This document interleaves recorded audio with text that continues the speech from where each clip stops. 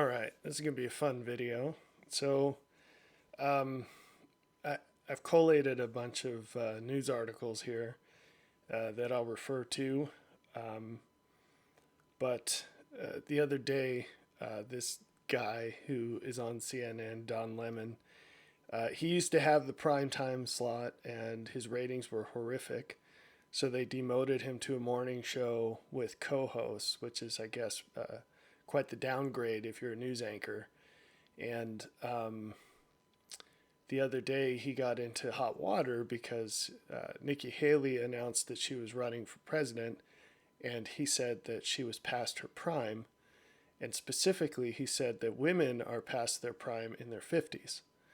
And I'm going to talk about that, not because it particularly matters in the political sphere, although I think it does, but because it ties into a much bigger picture. You see, a lot of the things that I take time to talk about or write about, what I'm trying to do is point to transcendent principles that are sort of a higher order, because those things, you see, it grabs our attention at some specific facet, in some specific facet, but we can basically back propagate that information. That's kind of a jargony word. We can we can connect that information into more generic ideas, and then when we have that transcendent version of that information, we can turn around and then help it contribute to our understanding of other applications. So this is basically a way of taking rules and extracting generic ideas from them, principles, and then taking those principles and either applying them to other existing rules or generating new rules which encapsulate and go along with those same ideas at the generic level. And also, one thing that we'll address here is the importance of saying the things that you're not allowed to say. And that is actually a really important topic that I don't want to pretend to do justice to in this video. As usual, we're going to touch on many, many things that could be elaborated into much longer formats. Side note, as an example of this, so many times I've spoken of this phrase hidden holiness, which will seem weird to someone if they're just coming onto this video without having as a reference anything else I've said or done. But we need to start wrapping our heads around ideas that can't be thoroughly understood, or even people who cannot be thoroughly understood in a short exposure. If you limit what you're willing to think about to what can fit into a tweet, you're in big trouble. Because the world's a lot more complicated than that. And if you enforce that shallowness of thinking, you're going to end up with a life that's ill prepared for the complexities that it contains, that are unavoidable, in fact. So the other day, I came across a book, and the topic is not important, but it's one that I've thought about for years a lot. And every time I see someone who's written or spoken about things that have interested me, I get excited. Because when I learn something,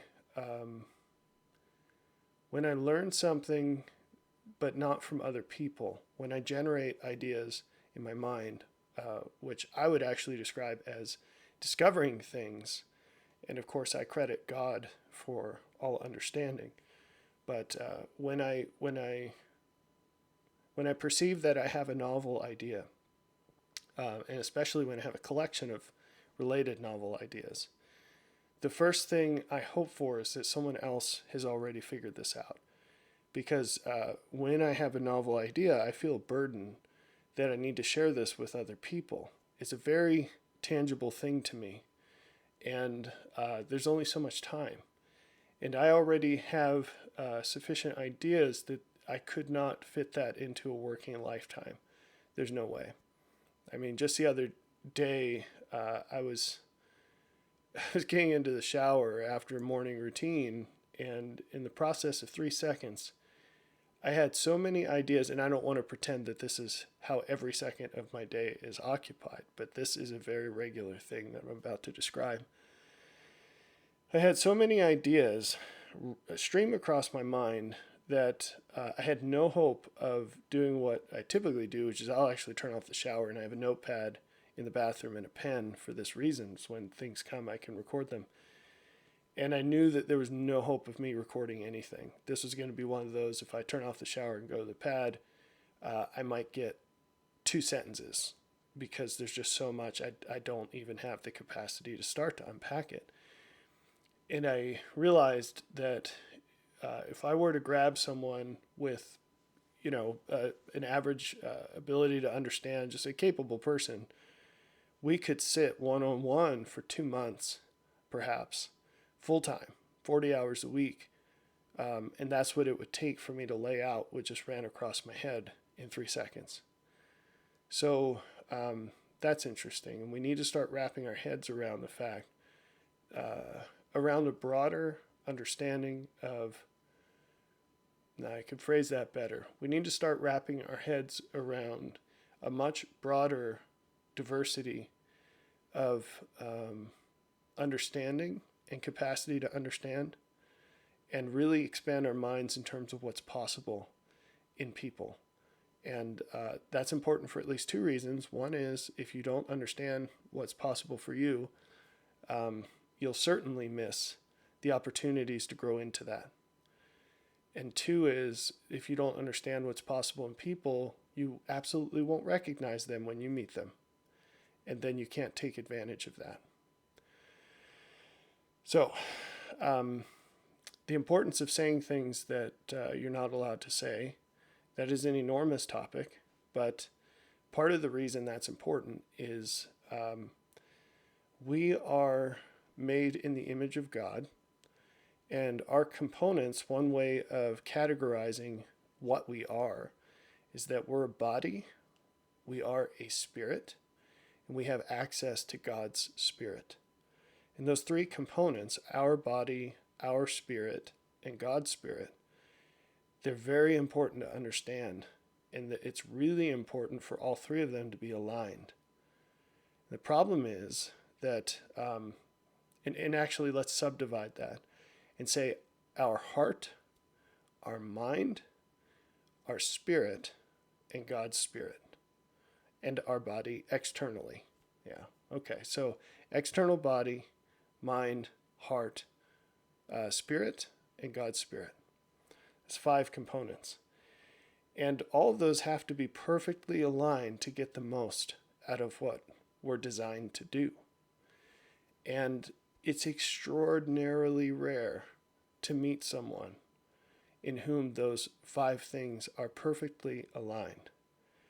And I won't get into explaining just how rare that is or why that's so rare. But it turns out that when we feel something, we don't align everything else to that. Now, you can't align God's spirit to anything. You just align yourself to it. It won't change. But let's set that one aside for a moment. So the parts that are in you, that are from you, when you feel something and you don't align your mind to it and your body to it, that disagreement causes a lot of problems. And it's something where, if you have a physical system, and let's say it's like a bearing, you have a bearing spinning around in a fan or something, and it's a set of bearings, and one of those bearings isn't spinning, you're going to have a problem because it's going to generate a lot of heat and a really loud noise. If you've ever turned on a bathroom fan, it just sounds like something's dead in there, or something's crying, screaming maybe. You got a bearing problem.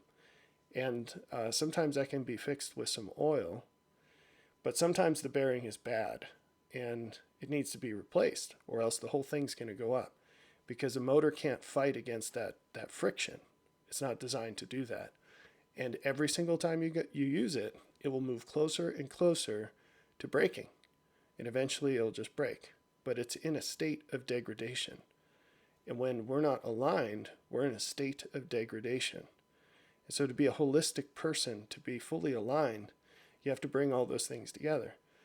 And more often than not, when we're talking about feelings, it's something where you need to change your feeling to align with your mind and with your body and with your spirit, but mostly your mind and your spirit. So, and how distinct those are and how much they overlap is not really important right now, mind and spirit, for the purpose of what I'm saying right now. So, it turns out that when there's a misalignment and there's this friction, things wear down. And it turns out that when there's a misalignment, what we have to change, it's not always the thing that's running counter. Sometimes it's the other stuff. And I just explained the example of something you feel. And again, I'm just touching on a lot of stuff here. I'll go into more detail in other avenues here, but at different times, I mean. It's totally possible to change your feelings. And most of the time, when we're talking about feelings, that's exactly the right thing to do. And there's a reason, or there's a way of doing that, and that is to use your ability to think and act. And this is a fundamental idea. You can absolutely change the way you feel through what you choose to do and what you choose not to do. And that's a huge topic, and it should be common sense and second nature, but our culture has pushed that far into the periphery of, people think it's impossible even. And there's nothing you can do, and you have to take pills, or you have to do this, or you have to do that. Well, okay, and they contort their bodies in terms of the actions they take with them and the things they put into them, and they contort their minds to conform to their feelings or to work around them. And that's not what we're designed to do. And not surprisingly, it doesn't work. So what does that have anything to do with Don Lemon? Well, a lot actually, but I'll try to keep it focused on what I intended to talk about. Don Lemon said, again, that women in their 50s are past their prime. He did not, at first, he didn't qualify that specifically to the realm of politics, which may have been what he meant.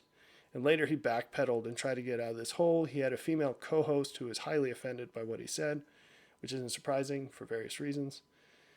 But he's in hot water, and he probably just ended his whatever was left of his career, because when you've heard the phrase, you can't convince someone to believe something that goes against their paycheck. That's obviously a paraphrase, but a version of this quote might go something like, don't speak against don't speak against the beliefs of the people who pay you. And news organizations, there's not really much of a difference these days. News organizations, so-called, are echo chambers, and those people get paid to say a specific thing.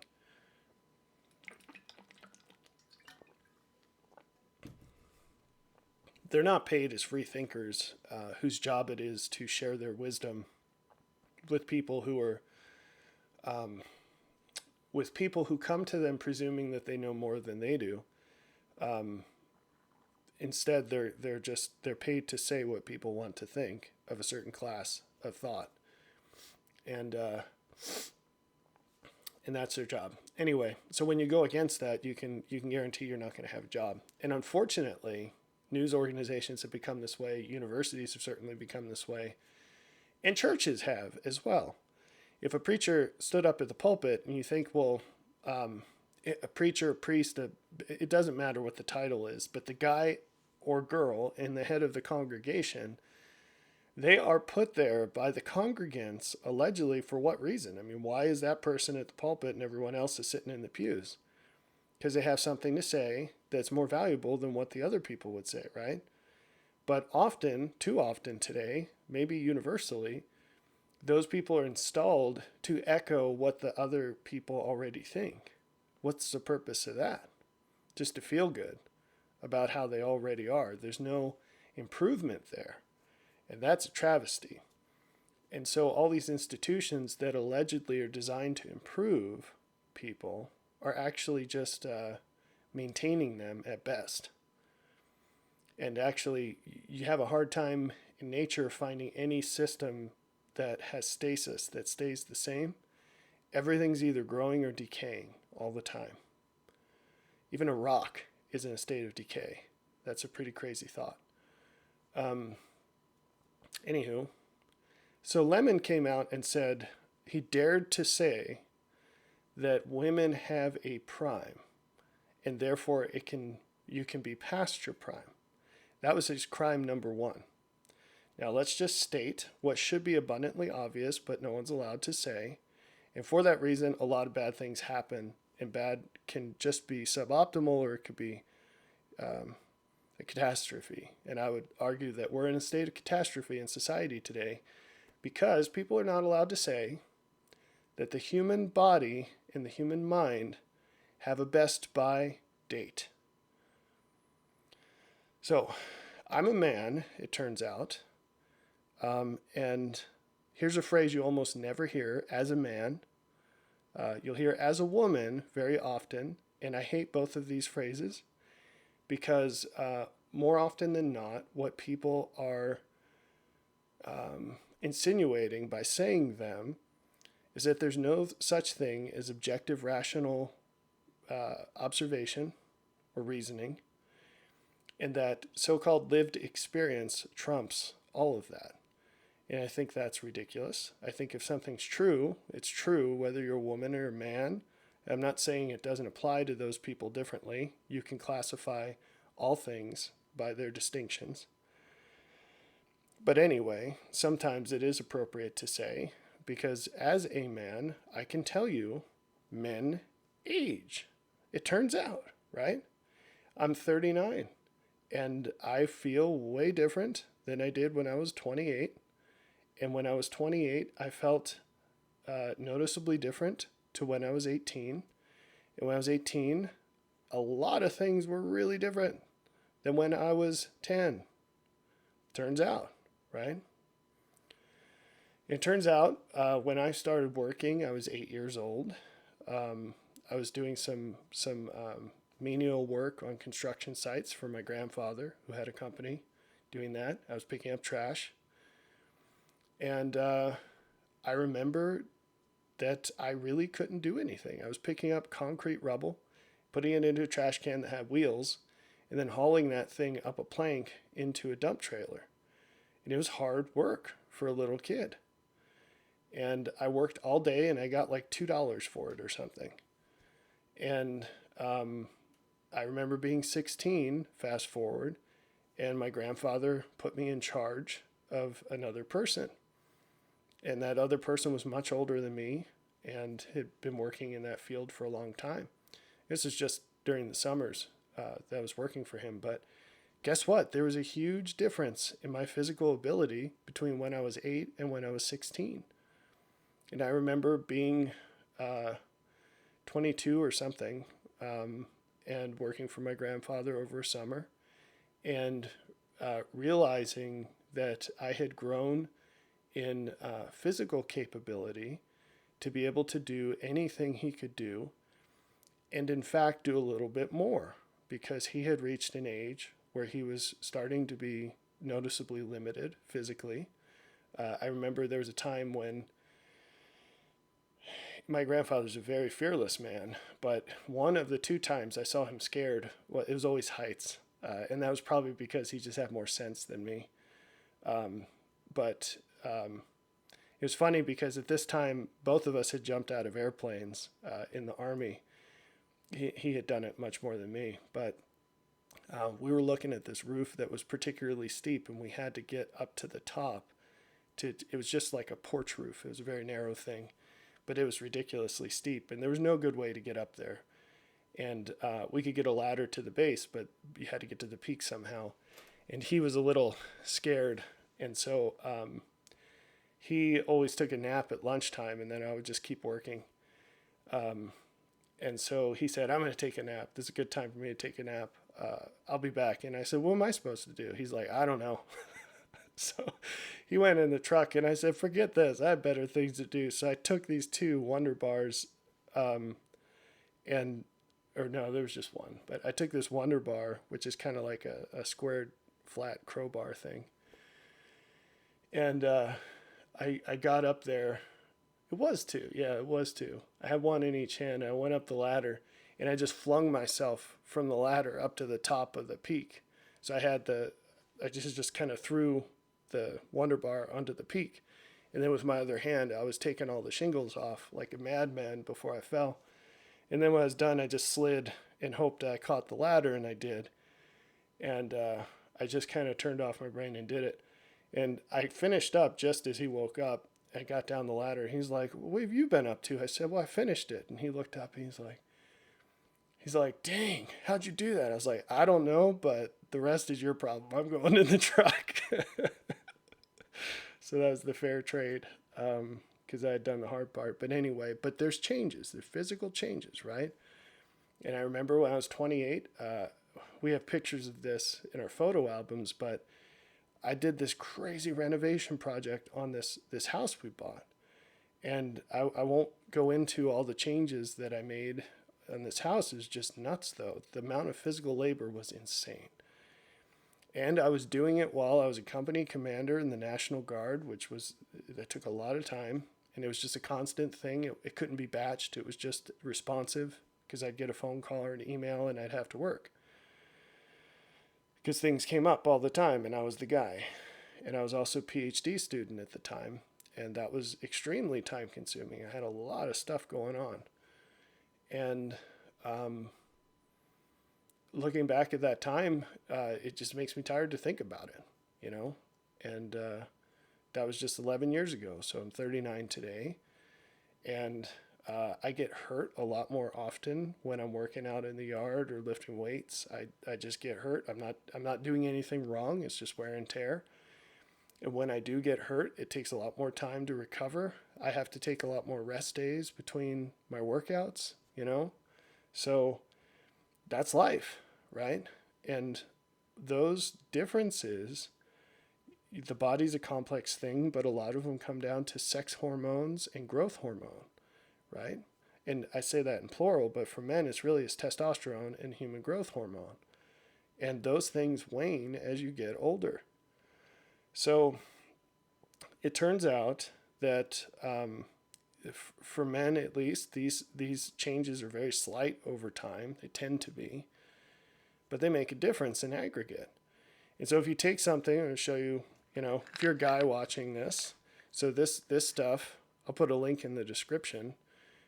I've tried a lot of different supplements. I take vitamins. I've got pre-workout and vitamins up on that dresser behind me.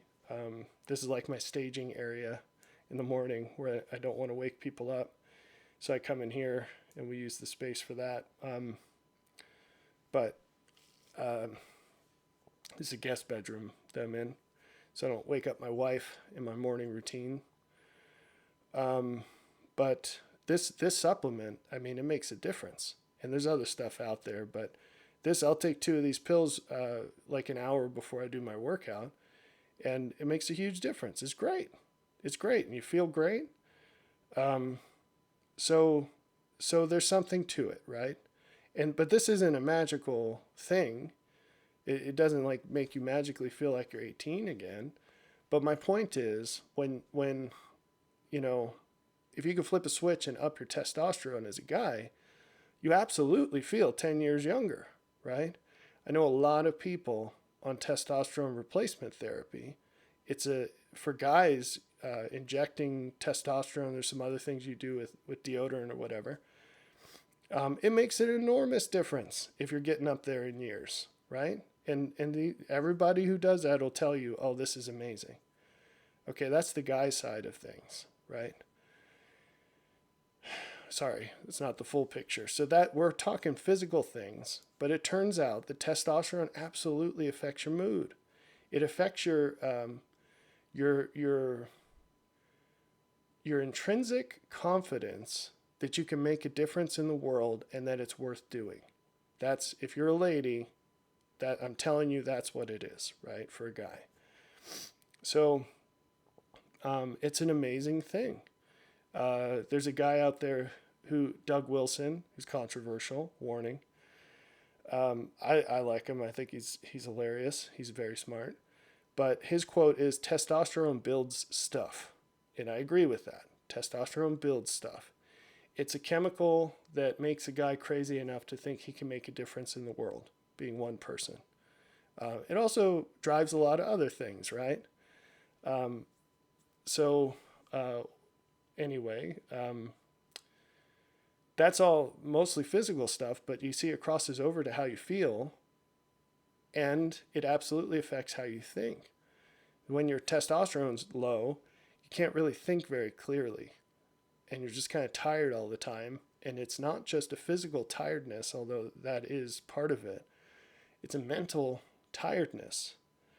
And also, you really struggle with dealing with stress.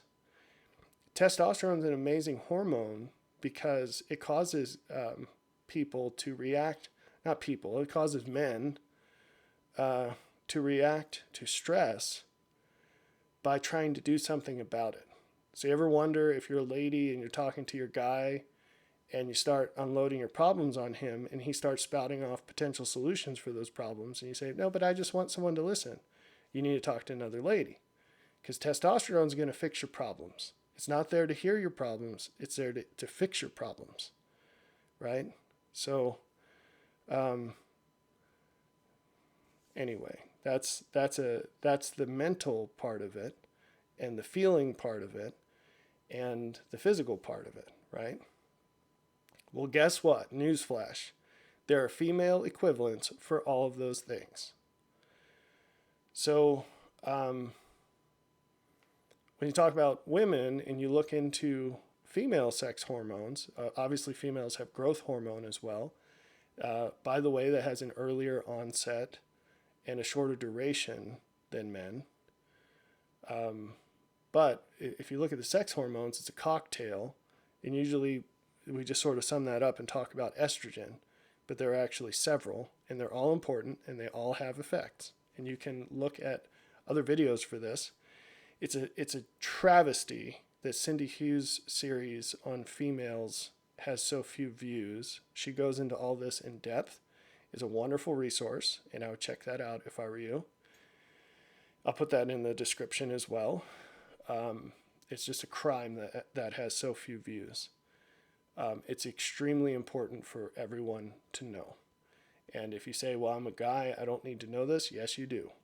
And you can say, well, I don't have any daughters, I don't need to know this. Yes, you do.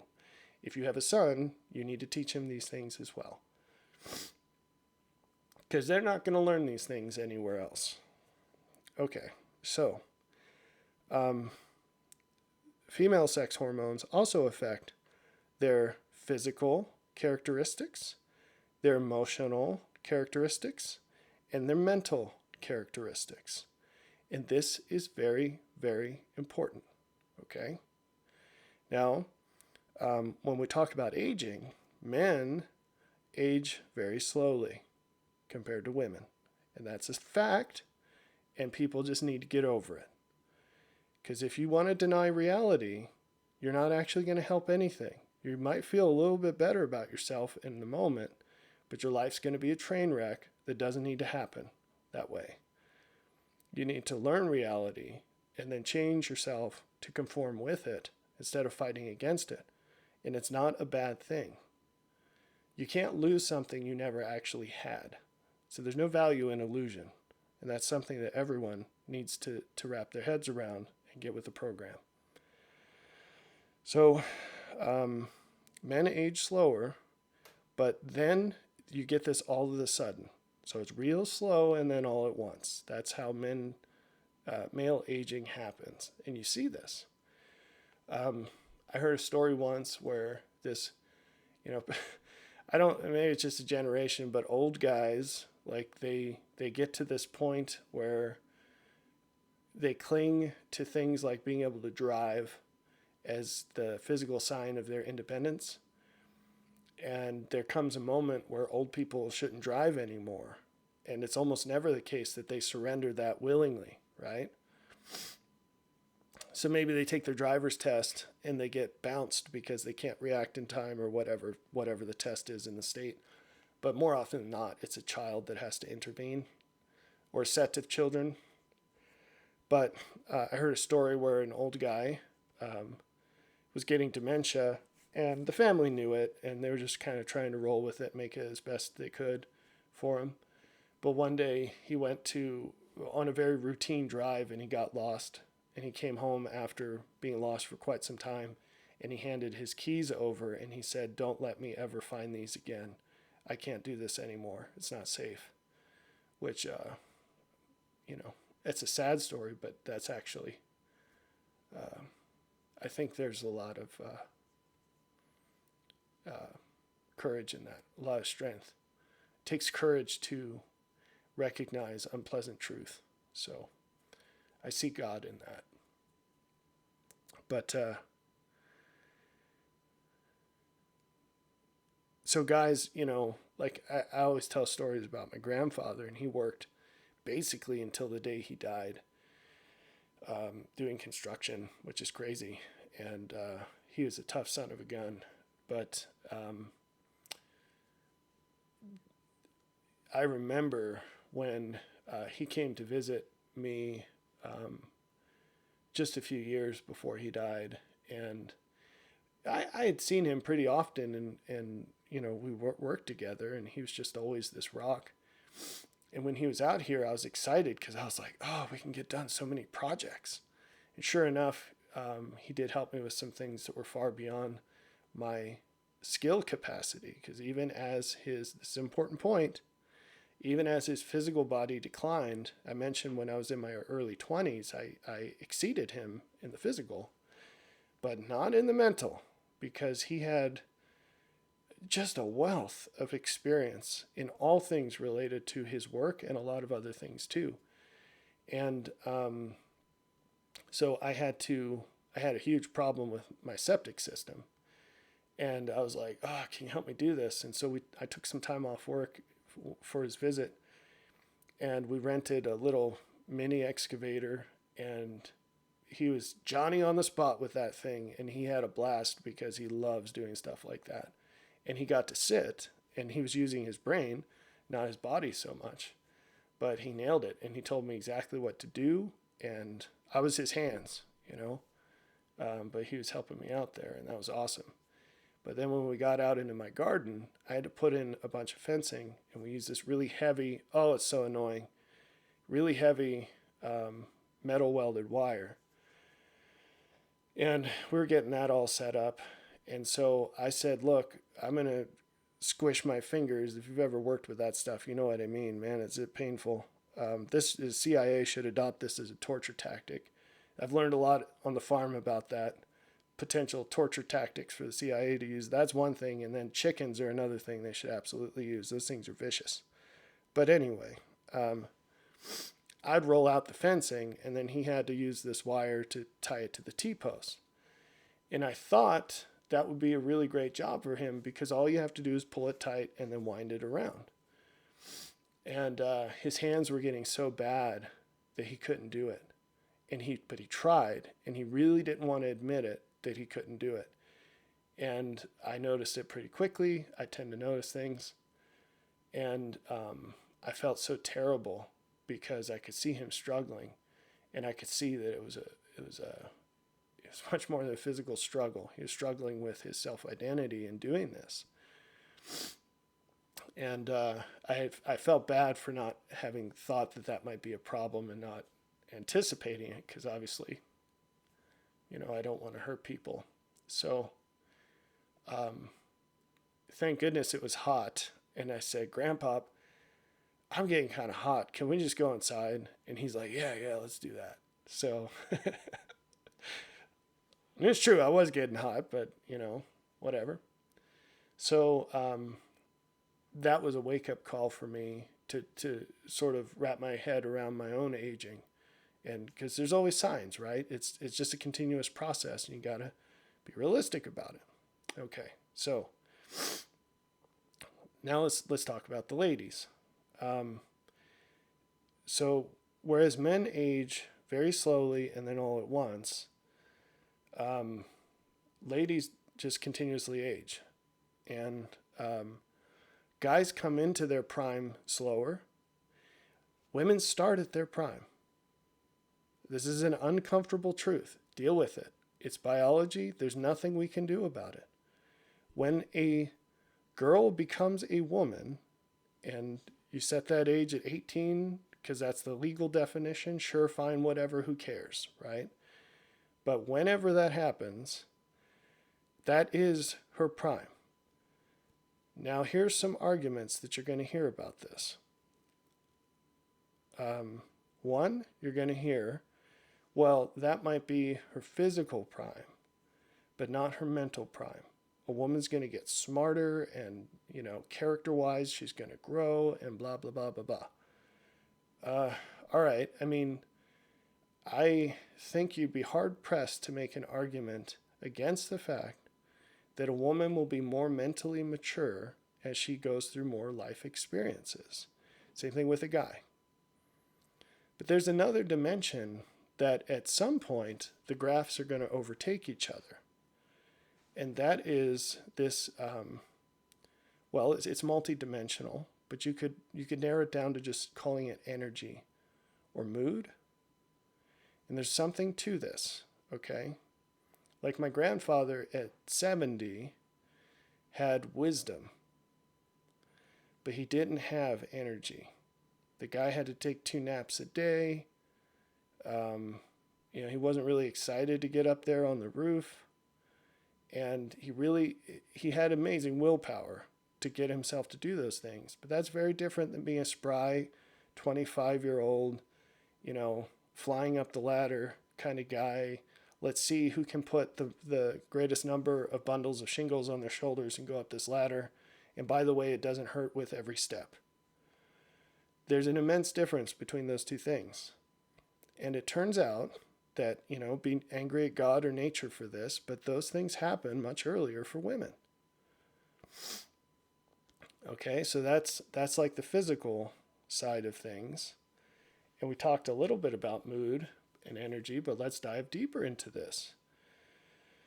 So I watched a TED Talk from a lady she's a scientist, and this is her field, female hormones. So I believe she was an endocrinologist. That's what makes sense. But she was in her 40s, and she had every vested interest to present this TED Talk in a room full of women in the most positive light possible. And still, the thesis of her whole talk was, when women go through menopause, they lose 30% of their energy for life. It stays relatively...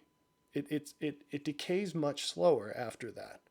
But there is a sudden cliff of 30%.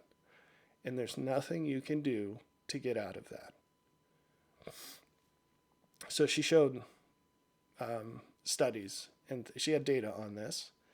But what she showed was, it's not that women lose 30% of their ability to think. They can still think. They don't just magically... lose brain cells or something, but everything slows down. Everything slows down, and they just don't have the energy. And this is brain energy, it's physical energy, it's mood, everything. 30% all of a sudden for life, right? So that happens with men way later, okay?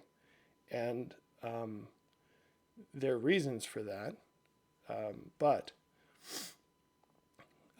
what does this have to do with Don Lemon? Okay, Lemon said, well, a woman's in her prime in her 20s, her 30s, you could even argue her 40s, but by her 50s, she's past her prime. What did he mean by prime? I have no idea. It's funny, prime, this is called prime test. There's a lot of primes here. I don't know what he meant by that.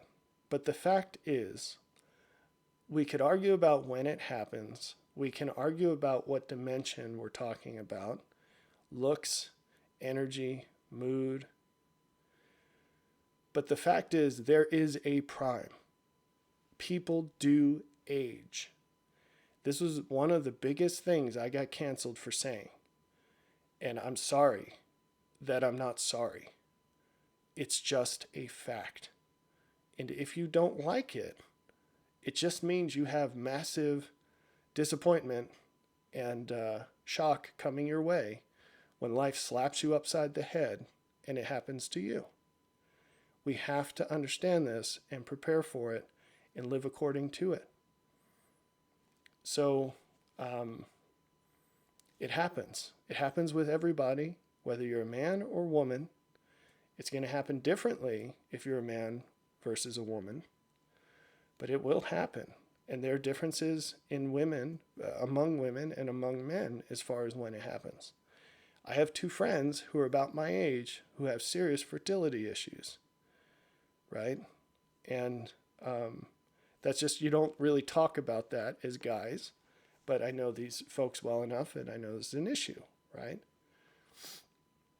And I know societally that's a huge problem right now, where guys are having these sorts of issues much younger than they used to for various reasons. But this is, so that's variation, and that's not going to be the case for every guy. So there's variation among men, there's variation among women. Some women go through menopause in their early 40s, and some go through menopause a lot later. But it happens, and it is a real thing that really changes how a lady is. And she will be very different during that, and she'll be very different after that. And that's how she'll be for the rest of her life, give or take. But that's like the new her for the rest of her life.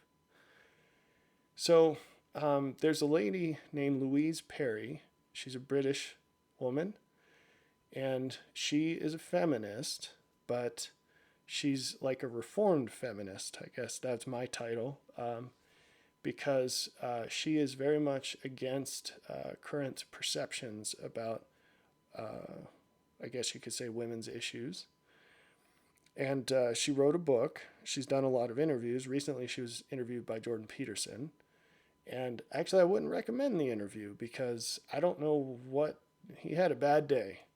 He's just off. And he spoke way more than he should.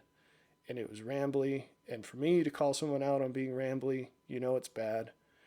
And I'm a fan of Jordan Peterson. I'm a fan of Louise Perry, and I didn't like the interview at all. I think he would have done better to just say nothing and let her speak. But she has a lot of points that are worth listening to, that are relevant to society today. She's an extremely intelligent, well-spoken person. But she put forward this this structure, I guess, of women and age, periods of female life, I guess you could say. And she said the 3 she mentioned were maiden, mother, and matriarch. And I like that. 3 isn't enough. There are at least 5 phases of life for a woman. There are fewer for men than there are for women. So a man is like a boy. I mean, everyone's a baby. And then for the guys, you're a boy. And then you're a teenager. And then you're a man. And you're just a man for the rest of your life until you're a really old guy. And that's basically your dying. Right? And the changes as a man are subtle enough that you could just call all of that one category. And it's most of your life. For a woman, you start out as a baby, no surprise, and then you're a little girl, and then you're a teenager, and then you're a woman. But you got to subdivide the woman, right? So that woman phase, you're a young woman, and then you're, I don't know what the names for these would be, but basically there's 2 phases while you're fertile. And the one phase is when you're younger in that phase, and the other phase is when you're older in that phase. And, there are even medical terms for this. If you get pregnant in your later fertile years, they call that a geriatric pregnancy. I'm shocked they haven't changed that one yet, because they've changed the names for everything else to conform to our sentiments, but not that one yet. And then you go through menopause, right? And you're in menopause, so that's one phase. And that's usually a phase where it's not very pleasant to be around ladies. And then you're out of menopause, and then that's the second to last phase of your life, where that's the stable, that's who you are for the longest period of life in adulthood. So I'll say that again.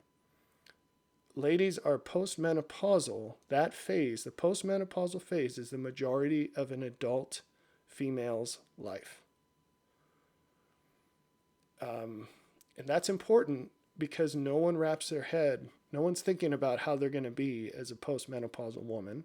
No woman is. They're not thinking of that as their identity. And guys certainly aren't thinking about that when they're dating them or when they're married to them. Guys tend to be quite oblivious about this and many other things. And then there's the old dying lady phase. So guys have a dying phase, women have a dying phase. So, and I guess you could characterize the dying phase as when you're not independent anymore. When you depend on other people like a child does. And that's just a phase almost everyone goes through, unless you drop dead of a heart attack, which certain life changes, certain life choices recently might increase the odds of. But anyway, yeah, I guess that's kind of all there is to it. The fact is that there are phases in a man's life and in a woman's life. And why aren't we allowed to talk about them? But what I like about what Louise Perry said is there is a tremendous amount of good and value in each of these phases. And she said, she was talking about OnlyFans and things like that, and how the maiden phase has been corrupted and artificially extended. And I thought that was really interesting. So maiden means virgin. That's, if you read about maidens in the Bible, they're talking about virgins. They're talking about women who have not been with men.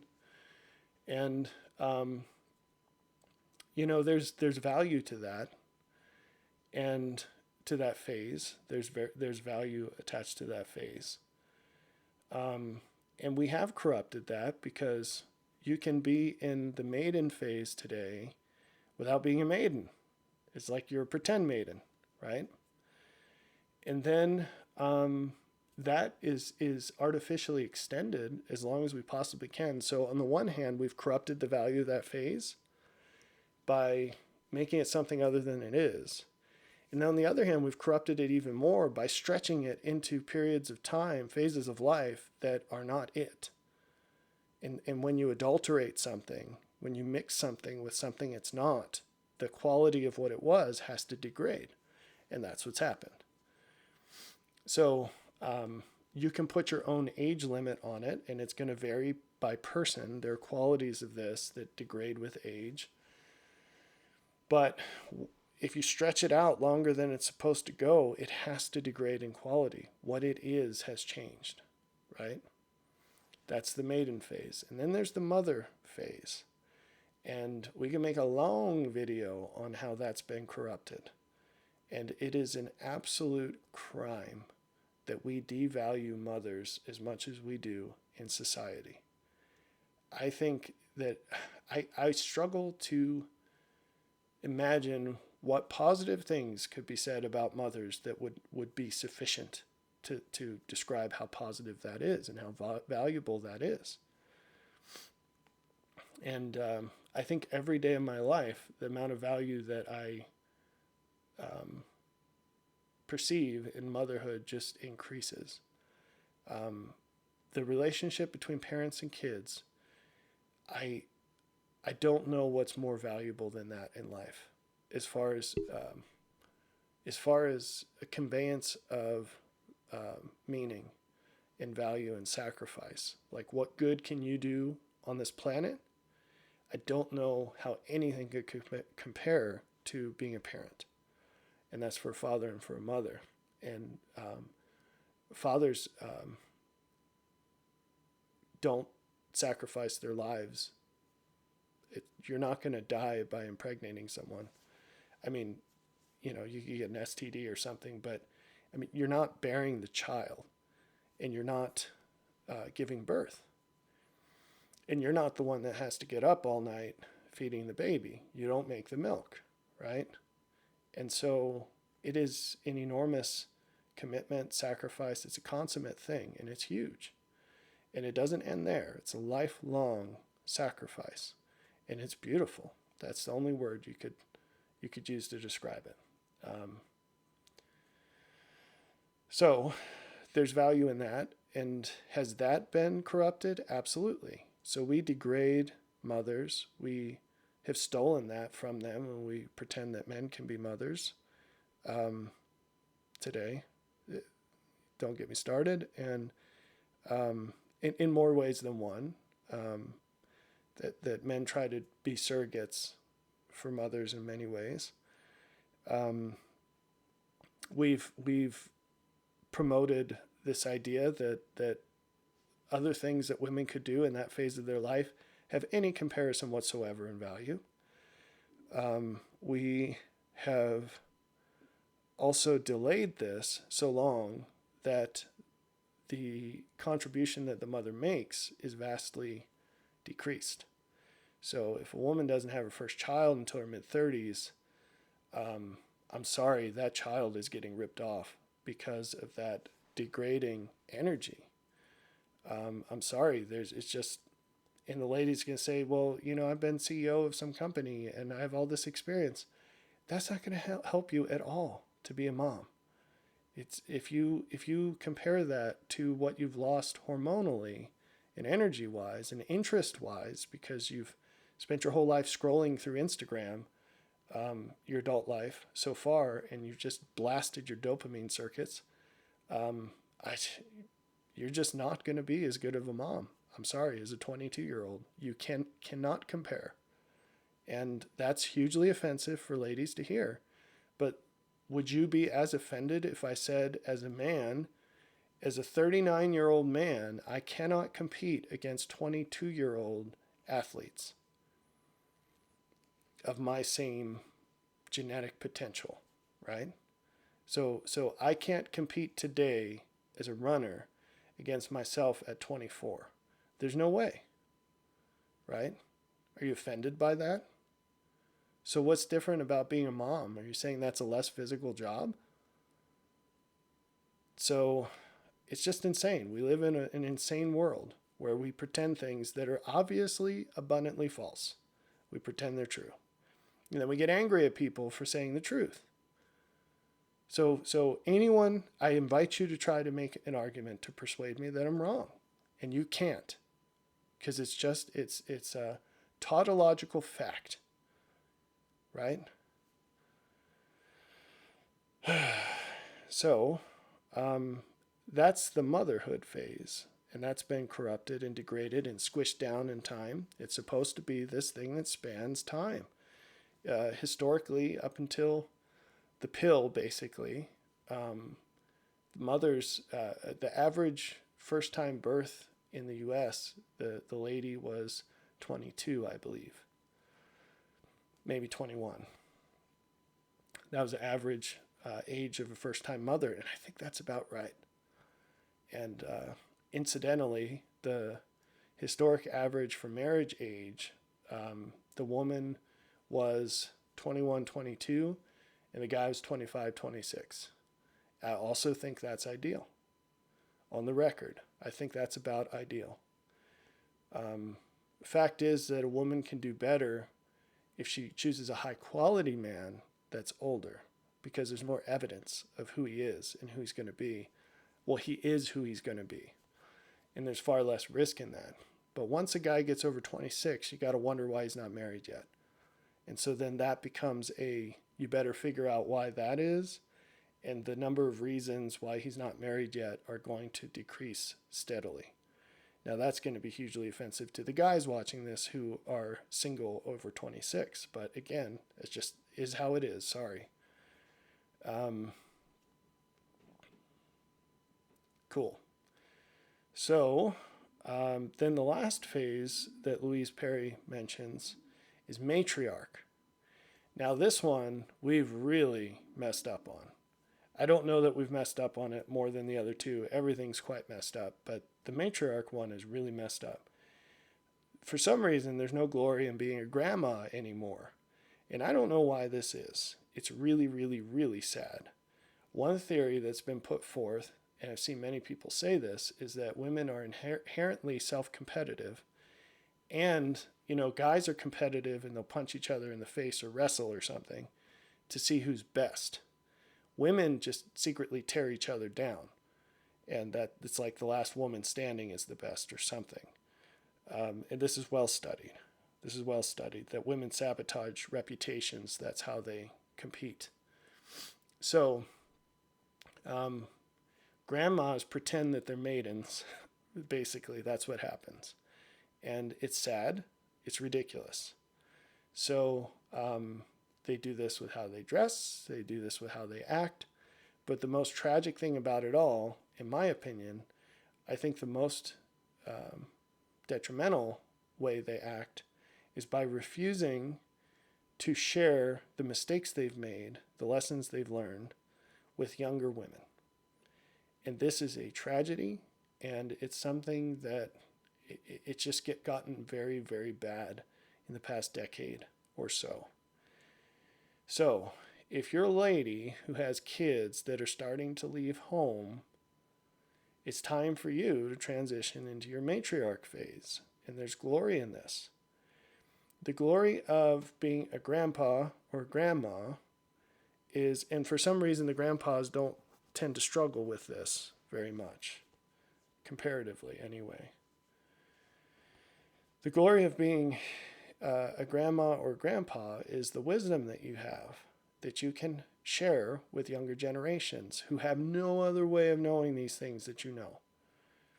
And so my grandpa came over here and he knew how to run a backhoe and he knew how to fix a sewer. I had a broken pipe and he's like, no problem. I can do this in my sleep, right? And that's extremely valuable. And my grandfather told me once, he said, one of the most valuable things you can learn from someone is the things they've done well. But the most valuable thing is to learn from their mistakes. And that's wisdom. So we're afraid to tell people about our mistakes.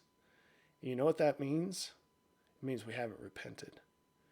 Because part of repentance, an unavoidable part of repentance, is absolutely mandatory, is forsaking your sins. And that means you have to condemn your past self. To free your future self, you have to condemn your past self.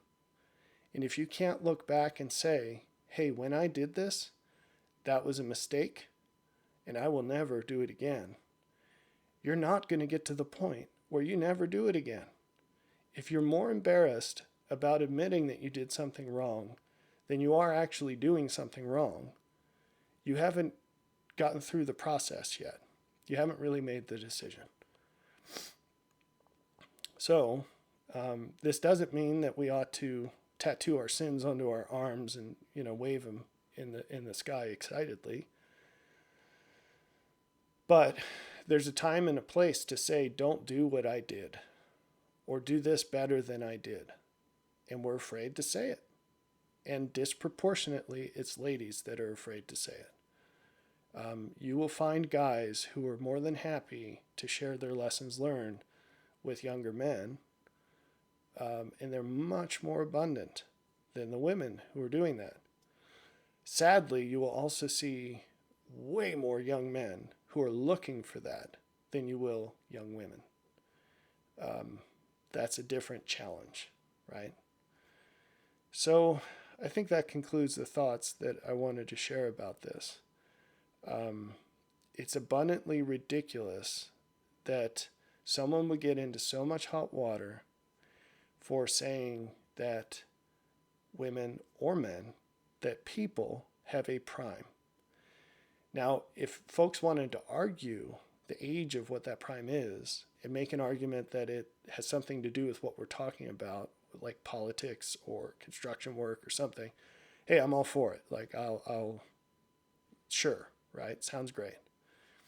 If someone wants to argue with Lemon because he supported Joe Biden, who, was born 6.2 million years ago, and yet he's okay. He's okay with that, but he's not okay with a woman in her 50s running for president. Yeah, that's hypocritical to the max. Okay.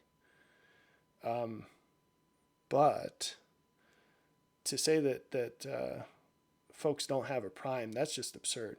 I mean, Dianne Feinstein, who I think was elected to Congress under FDR or something, she's retiring, and some media person approached her to ask her a question about her media retirement or her retirement, and she said she didn't know about her retirement.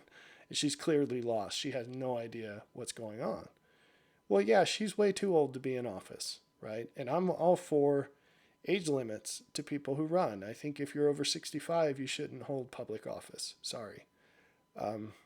But, or something, right? There ought to be some limit. Because obviously the cognitive test and honor system of people not running if they're not capable, that's not working, right? That's not working. But our most capable people should be in office, not our least capable. But to argue that there's no prime, that's absurd.